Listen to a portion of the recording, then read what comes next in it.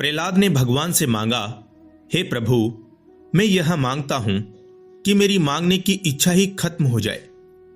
कुंती ने भगवान से मांगा, हे प्रभु, मुझे बार बार विपत्ति दो ताकि आपका स्मरण होता रहे। महाराज पृथु ने भगवान से मांगा, हे प्रभु, मुझे 10,000 कान दीजिए ताकि मैं आपकी पावन लीला गुणानुवाद का अधिक से अधिक रसास्वादन कर सकूं। और हनुमान जी तो बड़ा ही सुंदर कहते हैं, अब प्रभु कृपा करो यही भांति, सब तजी भजन करो दिन राती।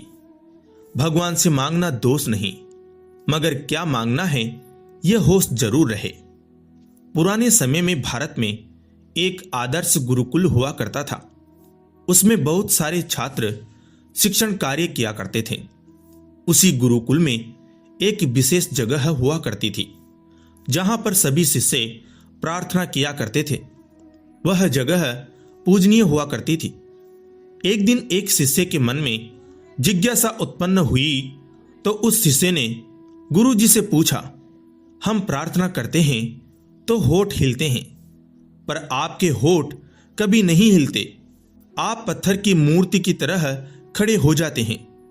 आप कहते क्या हैं अंदर से? क्योंकि अगर आप अंदर से भी कुछ कहेंगे तो होठों पर थोड़ा कंपन तो आ ही जाता है, चेहरे पर बोलने का भाव आ ही जाता है, लेकिन आपके कोई भाव ही नहीं आता। गुरुजी ने कहा, मैं एक बार राजधानी से गुजरा और राजमहल के सामने द्वार पर मैंने सम्राट और एक भिखारी को खड़े देखा। वह भिखारी बस खड़ा था। फटे चितड़े थे उसके शरीर पर, जीर्ण जर्जर देह थी, जैसे बहुत दिनों से भोजन न मिला हो।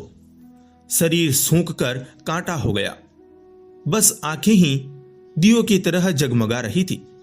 बाकी जीवन जैसे सब तरफ से विलीन हो गया हो। वह कैसे खड़ा था यह भी आश्चर्य था।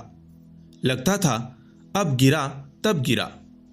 सम्राट उससे बोला, बोलो क्या चाहते हो? उस भिखारी ने कहा, अगर आपके द्वार पर खड़े होने से मेरी मांग का पता नहीं चलता तो कहने की कोई जरूरत नहीं। क्या कहना है? मैं आपके द्वार पर खड़ा हूं, मुझे देख लो, मेरा होना ही मेरी प्रार्थना है। गुरुजी ने कहा, उसी दिन से मैंने प्रार्थना बंद कर दी। मैं परमात्मा के द्वार पर खड़ा हूं, वह देख लेंगे। अगर मेरी स्थिति कुछ नहीं कह सकती तो मेरे शब्द क्या कह सकेंगे? अगर वह मेरी स्थिति नहीं समझ सकते तो मेरे शब्दों को क्या समझेंगे? अतः भाव व दृढ़ विश्वास ही सच्ची परमात्मा की याद के लक्षण हैं। यहां कुछ मांगना शेष नहीं रहता, आपका प्रार्थना में होना ही पर्याप्त है। जय श्री कृष्ण।